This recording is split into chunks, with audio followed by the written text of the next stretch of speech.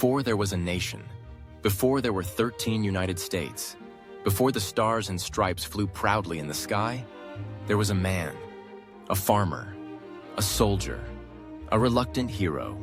George Washington did not seek fame. He did not crave power. Yet destiny called him to stand at the very heart of a revolution.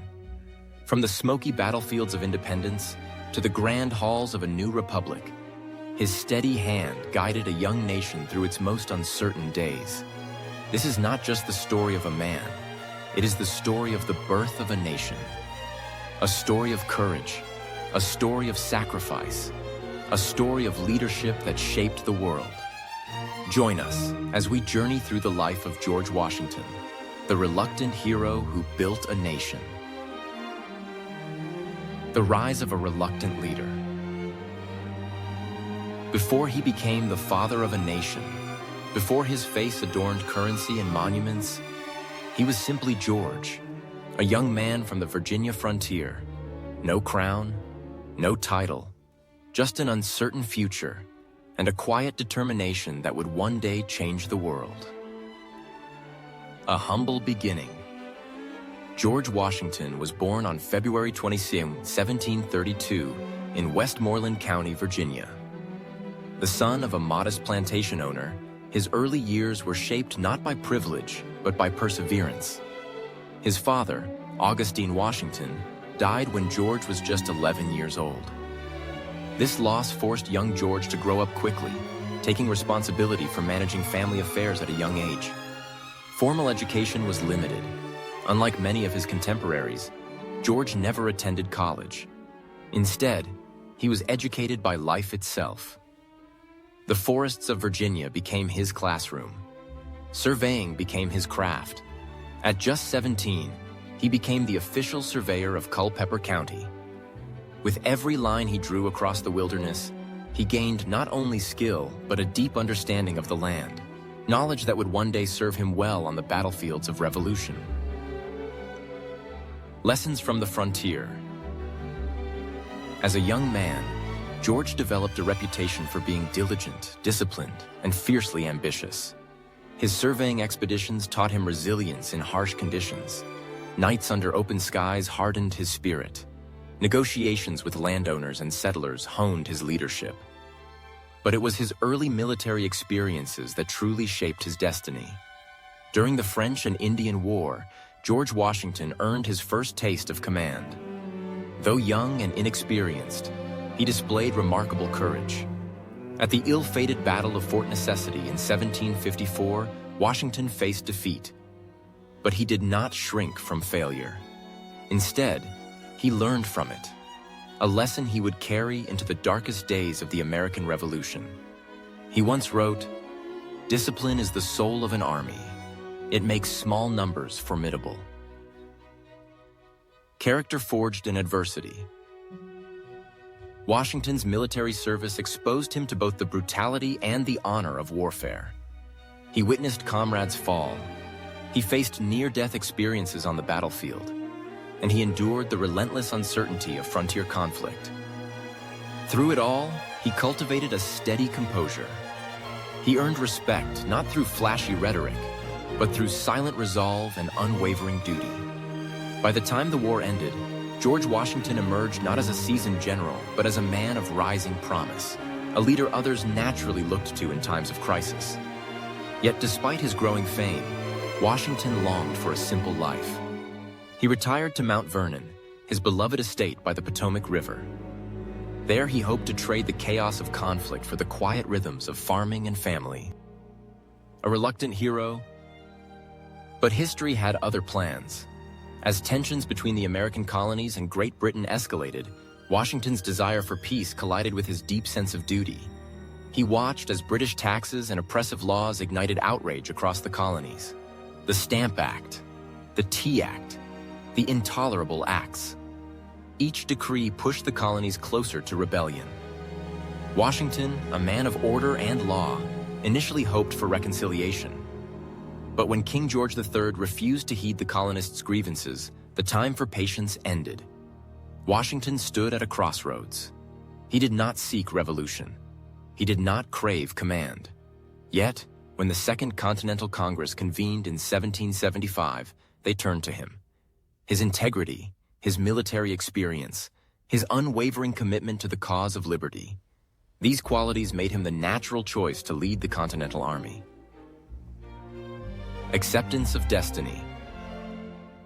On June 15, 1775, George Washington was unanimously appointed Commander-in-Chief of the Continental Forces. He accepted the role with characteristic humility. In his own words, he declared, "I do not think myself equal to the command I am honored with." But beneath the modesty burned a quiet fire. He understood the gravity of the task. Victory was far from certain. The colonies were fragmented, the army poorly trained and ill-equipped. The British Empire loomed as the most powerful military force on earth. Yet Washington accepted his destiny with solemn determination. He vowed to devote every power I possess to the cause of freedom. Conclusion. The first step toward greatness. Thus began the extraordinary journey of George Washington. From surveyor to soldier, from planter to patriot, from reluctant leader to revolutionary icon. He did not seek greatness. Greatness found him. And as he took command of the ragtag Continental Army, he carried with him the hopes of a fledgling nation. A nation yearning to breathe free. A nation on the brink of history. A nation whose fate would soon rest upon his shoulders. The General of the Revolution. The world watched with doubt.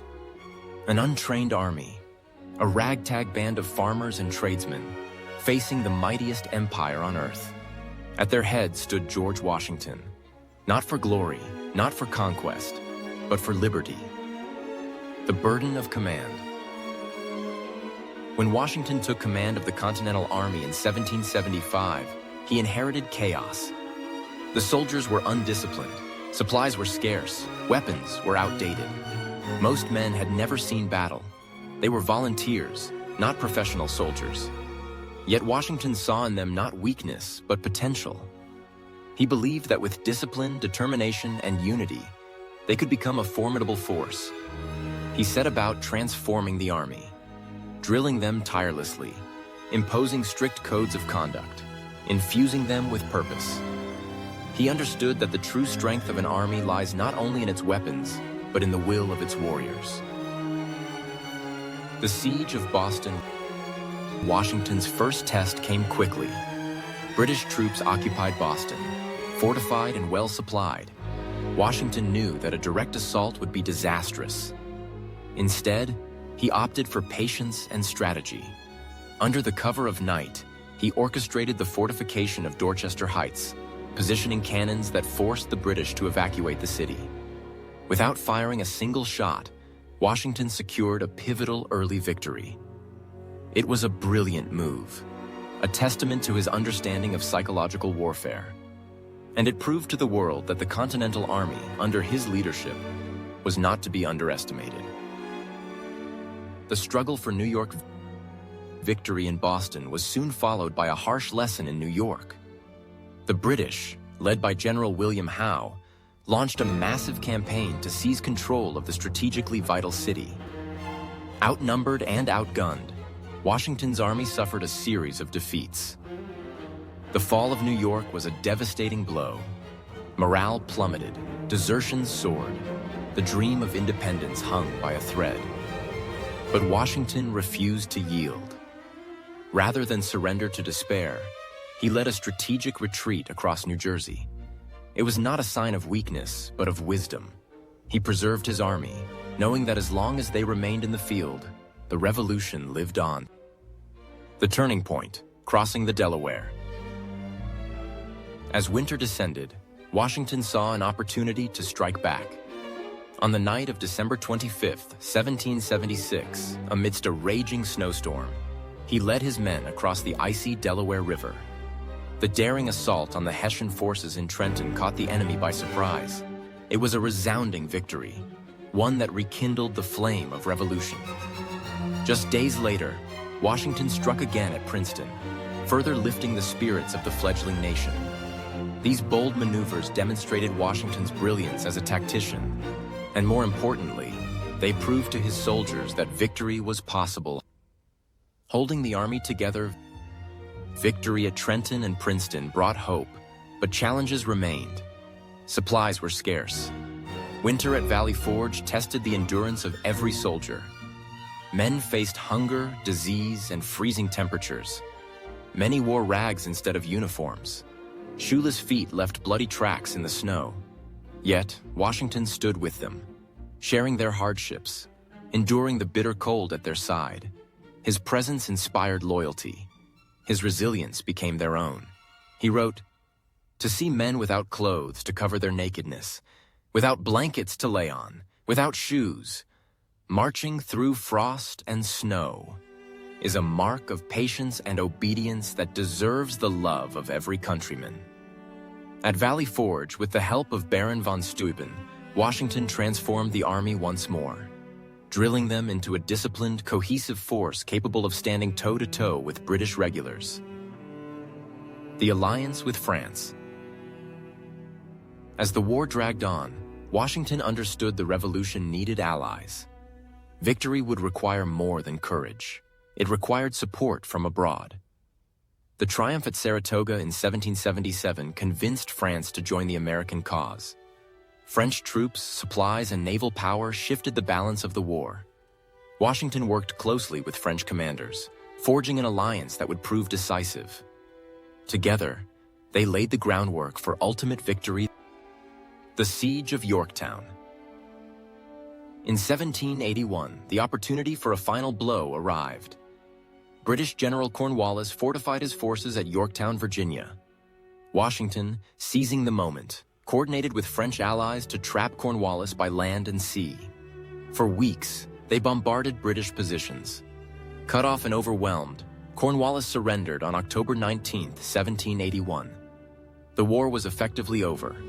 The unthinkable had become reality. A band of colonies had defeated the mighty British Empire. And at the heart of this improbable victory stood George Washington, the general who had carried the revolution on his shoulders. Conclusion. The price of victory. Victory came at a cost. Years of hardship had taken their toll. But Washington had never faltered. Through defeats and doubts, he remained steadfast. Through icy rivers and bloody fields, he led with quiet determination. He had turned farmers into soldiers, an idea into a revolution, and a dream into reality. As the cannons fell silent, Washington did not seek to claim power.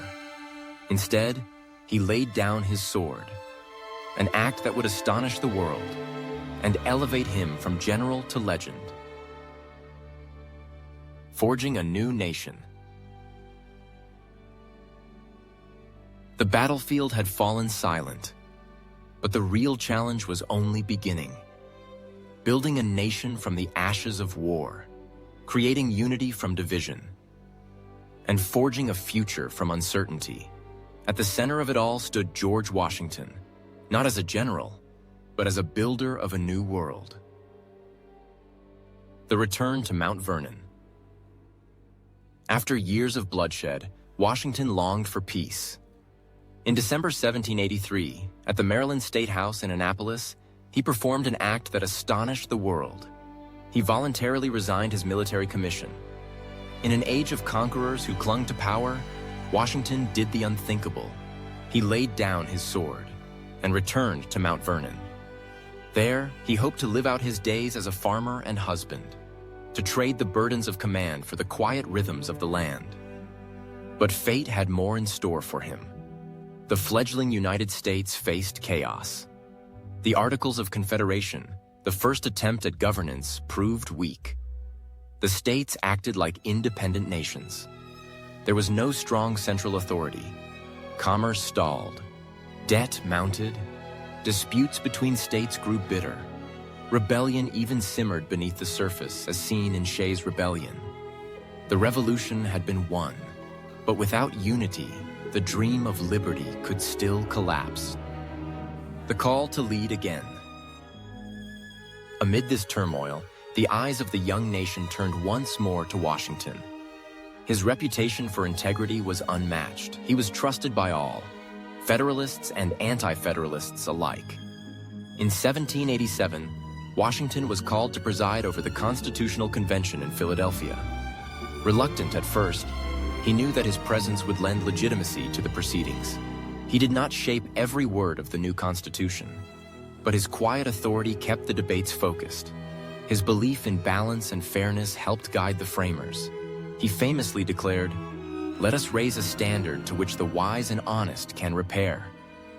The Constitution emerged as a masterpiece of compromise and vision. It established checks and balances. It created a republic rooted in the sovereignty of the people, and it laid the foundation for a government that could endure. A reluctant presidency. When the Constitution was ratified, attention naturally shifted to who would lead the new government. There was only one choice: George Washington. Though he longed for private life, he recognized the weight of duty. The people needed a steady hand, a symbol of unity. On April 30th, 1789, in New York City, Washington took the oath of office as the first president of the United States. He placed his hand upon the Bible and spoke solemn words. "I swear to faithfully execute the office of President of the United States, and will to the best of my ability preserve, protect, and defend the Constitution of the United States." With that, a new chapter in history began. Setting precedents. As president, Washington faced an unprecedented task. There were no roadmaps, no previous leaders to emulate. Every decision he made would set a precedent for generations to follow. He established the first presidential cabinet, bringing together leaders like Thomas Jefferson as Secretary of State and Alexander Hamilton as Secretary of the Treasury. He navigated political rivalries with care, always striving for balance. Washington believed deeply in neutrality. He steered the young nation clear of entangling foreign alliances, and he worked tirelessly to maintain unity at home. When the Whiskey Rebellion erupted in 1794, he led federal troops himself to quell the uprising, a powerful demonstration of the new government's authority. But always he governed with restraint, determined to prevent the presidency from becoming a throne. The people's president. Washington's leadership extended beyond politics. He understood the power of symbolism. He dressed modestly. He refused the title of Your Excellency, preferring instead the simple address of Mr. President. His humility endeared him to the people. He became not a distant ruler, but a public servant, someone who embodied the ideals of the revolution: liberty, responsibility, self-governance. Washington once wrote, "The preservation of the sacred fire of liberty and the destiny of the Republican model of government are justly considered as deeply, perhaps as finally, staked on the experiment entrusted to the hands of the American people." He knew the fragility of this experiment, and he carried its weight with quiet dignity. Conclusion. Foundations of freedom. George Washington did not seek the presidency, but he embraced its burdens for the sake of the nation. Through his leadership, the United States survived its infancy. Through his example, it found its identity. He proved that power could serve the people. That freedom required responsibility, and that even in a world filled with kings and emperors, a republic could thrive. As his first term drew to a close, Washington faced a choice: to continue in power, or to step aside and trust in the strength of the nation he had helped forge. His decision would define the future. The first president. A nation born from revolution, a people yearning for unity, and a leader who never sought power, but accepted it for the sake of the Republic. George Washington, the first President of the United States. The reluctant inauguration. On April 30th, 1789, beneath the clear skies of New York City, George Washington took the presidential oath of office. He stood on the balcony of Federal Hall, overlooking a sea of citizens. The atmosphere was electric, hopeful, uncertain. As he placed his hand upon the Bible, he spoke the solemn words of the oath, setting a precedent that would echo through centuries. "So help me God." With these words, a new chapter in American history began. But behind Washington's composed demeanor, he carried the weight of monumental responsibility. He had not desired the presidency. He had longed for the quiet fields of Mount Vernon. Yet, once again, duty called him to serve, building a government from scratch. There was no blueprint for this new office, no established traditions, no guidebook for leadership in a republic built on revolutionary ideals. Washington, as always, led by example. His first task? To assemble a team capable of guiding the young nation. He chose carefully. Thomas Jefferson, the eloquent author of the Declaration of Independence, became Secretary of State. Alexander Hamilton, brilliant and bold, took charge of the Treasury. Henry Knox, his trusted general, became Secretary of War. And Edmund Randolph, a skilled lawyer, served as the first Attorney General. This cabinet, the first of its kind, would set the tone for American governance. Washington encouraged vigorous debate among his advisors. He valued differing opinions. But once decisions were made, unity prevailed. His leadership fostered respect, even among rivals. Navigating political storms. The early years of the Republic were fraught with challenges. The nation faced crushing war debts. The economy wavered, and political factions began to emerge, threatening the fragile unity of the states. Hamilton's vision for a strong central government clashed with Jefferson's belief in states' rights. Washington, caught in the middle, sought balance. He supported Hamilton's plan to establish a national bank, stabilizing the economy and strengthening federal authority. At the same time, he urged moderation, warning against the dangers of division. He believed deeply in national unity. "The name of American," he declared, "must always exalt the just pride of patriotism more than any appellation derived from local discriminations." He knew that if the states fractured, the Republic would not survive. Neutrality in a dangerous world. Beyond domestic disputes, Washington faced foreign threats. Revolution raged in France. European powers clashed across continents. Many Americans urged Washington to support France, honoring the alliance formed during the War of Independence. But Washington chose neutrality. He recognized the young nation's vulnerability. Entangling the fledgling United States in European wars could spell disaster. In 1793, he issued the Proclamation of Neutrality, keeping America out of foreign conflicts and preserving its hard-won stability. His wisdom in this decision cannot be overstated. It allowed the nation time to strengthen, to grow, and to define its place in the world. Presidency defined by restraint. Perhaps Washington's greatest act as president was not what he did, but what he refused to do. He resisted the temptation of power. He rejected the idea of lifelong rule. As his second term came to an end, he chose to step down. A peaceful transfer of power, unprecedented in history. Kings did not relinquish thrones, but Washington, the man who could have ruled for life, placed the Republic above himself. His decision established one of the most cherished principles of American democracy. Leadership is service, not dominion. He wrote in his farewell address, "The period for a new election of a citizen to administer the executive government is arrived. I anticipate with pleasing expectation that retreat in which I promise myself to realize the sweet enjoyment of partaking. In the midst of my fellow citizens, the benign influence of good laws under a free government." With grace, he returned to private life. Conclusion. Father of his country. As the nation bid farewell to its first president, it did so with profound gratitude. Washington had guided the Republic through its most vulnerable years. He had set standards of integrity and restraint that would shape the presidency forever. He had proven that true greatness lies not in the accumulation of power, but in the willingness to give it up. George Washington did not crown himself king. He crowned the people sovereign, and in doing so, he ensured that the flame of liberty would burn brightly for generations to come. His legacy as the first president was not merely in titles or triumphs. It was in the foundation he laid, the example he set, the nation he helped forge.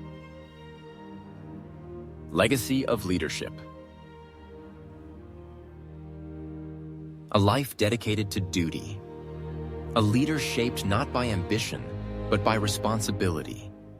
As Washington stepped away from the presidency, he did not fade into obscurity. His legacy only began to grow.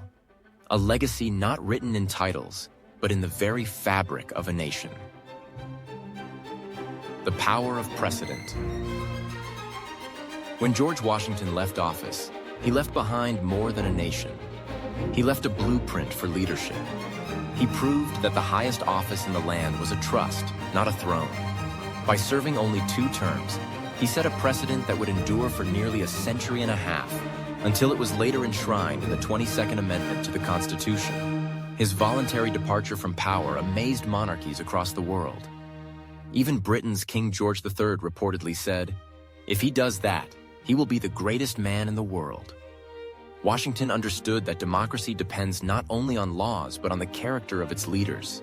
He taught the world that true power lies in self-restraint. And in doing so, he redefined the meaning of leadership itself. The farewell address. Before leaving public life, Washington offered his parting wisdom to the American people. His farewell address, published in 1796, became one of the most influential documents in American history. In it, he warned against the dangers of political factions. He urged the nation to cherish unity over division. He advised caution in foreign entanglements. And above all, he emphasized the importance of morality and civic virtue. Of all the dispositions and habits which lead to political prosperity, he wrote, religion and morality are indispensable supports. His words were not mere rhetoric. They were a guide for a young republic, still fragile and untested. Generations of leaders would turn to this address for counsel in times of crisis, and citizens would find in it a reminder of their shared responsibility in preserving liberty. A leader beyond the battlefield. Washington's greatness extended far beyond his military victories. Yes, he led armies to triumph against overwhelming odds. Yes, he guided a newborn nation through its infancy. But perhaps his greatest victory was over himself. He resisted the temptations of power. He silenced the calls for monarchy. He declined the chance to rule indefinitely. He understood that a true leader serves the people, and then steps aside so that the people may continue to govern themselves. This act of humility became his most enduring legacy. It showed the world that democracy was not just an ideal. It was a living reality. The farmer returns home. After retiring from the presidency, Washington returned to his beloved Mount Vernon. There, amidst the rolling hills and quiet fields, he resumed the life of a farmer. He walked among his crops. He managed his estate with care, and he welcomed guests from around the world, eager to meet the man who had helped birth a nation. But even in retirement, duty still found him.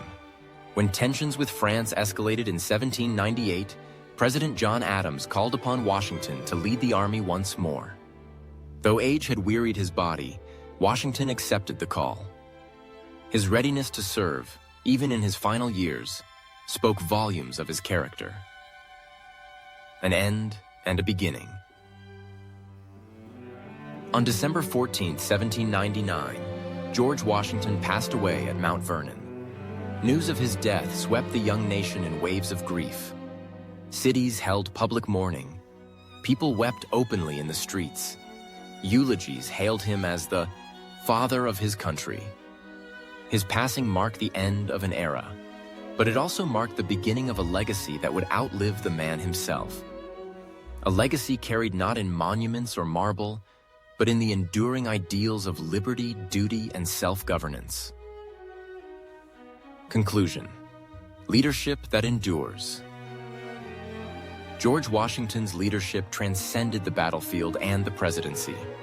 It lived in his unwavering devotion to the Republic, in his respect for the will of the people, in his understanding that power must always serve the governed. He once wrote, "The preservation of the sacred fire of liberty is finally staked on the experiment entrusted to the hands of the American people." Today, that experiment continues, guided by the principles Washington upheld, strengthened by the example he set. His leadership remains a beacon, illuminating the path for generations of Americans, and inspiring the world with a timeless truth. True greatness is found not in seizing power, but in knowing when to let it go. Washington's enduring impact. Centuries have passed. Empires have risen and fallen. But the light of Washington's leadership continues to shine, beyond his era, beyond his lifetime, guiding not just a nation, but the very idea of freedom itself. A symbol of unity. George Washington remains, to this day, an enduring symbol of unity. His face graces the $1 bill and the quarter, not as a monarch, but as a reminder of the people's power. The capital city of the United States bears his name, Washington, D.C. Monuments soar into the sky, honoring his contributions. Yet these symbols are more than mere stone and ink. They represent the enduring spirit of a leader who placed country above self. In times of crisis, Americans still look to Washington's legacy for guidance. His unwavering commitment to unity continues to inspire leaders and citizens alike. He proved that in moments of division, it is possible to choose common purpose over conflict. He showed that the strength of a nation lies not in the absence of challenges, but in the resolve to face them together. Inspiring leaders across generations. Washington's influence reaches far beyond his own time. Every president who has taken the oath of office has followed in his footsteps. His example of humility and service shapes the expectations of leadership to this day.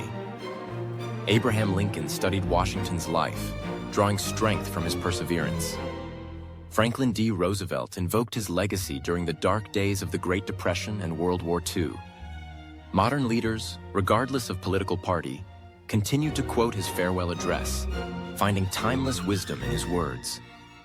Washington's vision of a government of the people, by the people, endures as a guiding star in the American political tradition.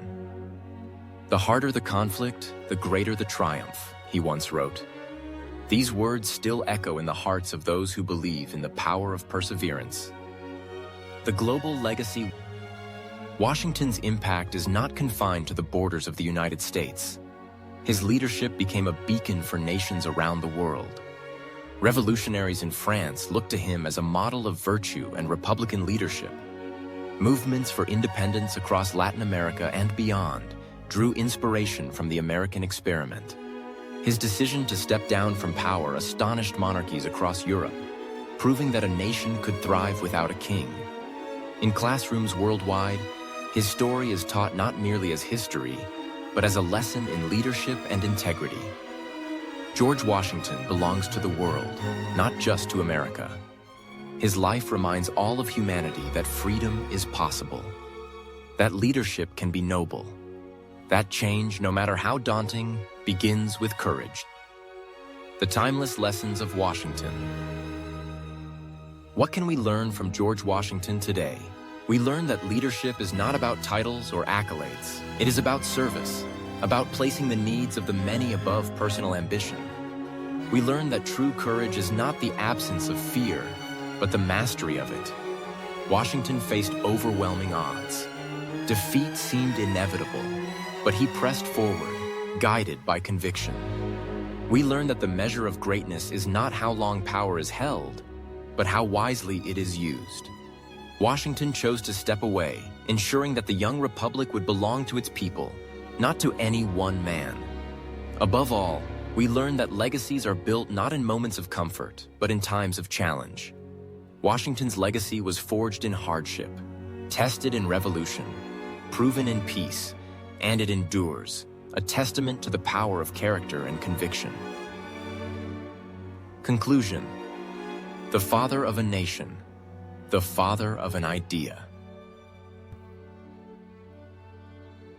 George Washington's story is not merely that of a man. It is the story of an idea that power can serve the people, that freedom is worth sacrifice, that unity is stronger than division. He did not seek fame. He did not crave titles. Yet he became one of the most revered figures in history. As we look to the future, Washington's legacy remains a guiding light. For leaders striving to govern with wisdom, for citizens striving to uphold the ideals of democracy, for every generation that believes in the promise of liberty. His life reminds us that the story of a nation is never finished. It is written every day, by every citizen, with every act of courage, with every choice for unity, with every step toward justice. George Washington's journey ended at Mount Vernon, but his impact stretches far beyond those quiet fields.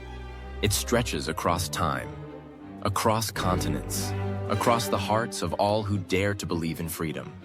His enduring legacy whispers to us still. The preservation of the sacred fire of liberty depends upon the virtue and vigilance of the people. May we carry that fire forward.